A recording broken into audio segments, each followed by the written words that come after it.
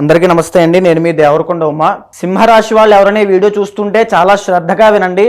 అష్టమ శని స్టార్ట్ అవ్వడం వల్ల చాలా మంది భయపడుతూ మాకేమవుతుంది, ఫైనాన్షియల్ లాసెస్ అవుతాయి, యాక్సిడెంట్స్ అవుతాయి అనేటువంటి భయంతో చాలా మంది ఉంటూ ఉంటారు. అయితే మే 15వ తారీఖు తర్వాత గురుగ్రహం తన సంచారాన్ని మారడము చేత, అంటే వృషభంలోంచి మిథునంలోకి రావడము చేత సింహరాశి వాళ్ళకి లాభస్థానంలో గురుడు యోగిస్తున్నాడు.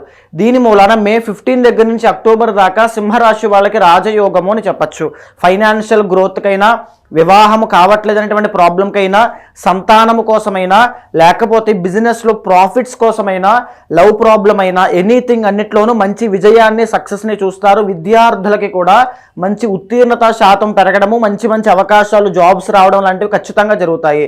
ఒకవేళ సింహరాశి వాళ్ళకి కనుక మీకు పర్సనల్ చార్ట్లో ఏమైనా దోషం ఉన్నట్లయితే తప్పకుండా దానికి తగినటువంటి శాంతి పూజలతో పాటుగా అష్టమ శని దోషం పోవడం కూడా, శనికి సంబంధించినటువంటి సుదర్శన హోమం లాంటివి చేయించండి. ఈ గురుబలం పెరగడం వల్ల లైఫ్లో ఒక టర్నింగ్ పాయింట్ అనేది తప్పకుండా అందిపుచ్చుకుంటారు.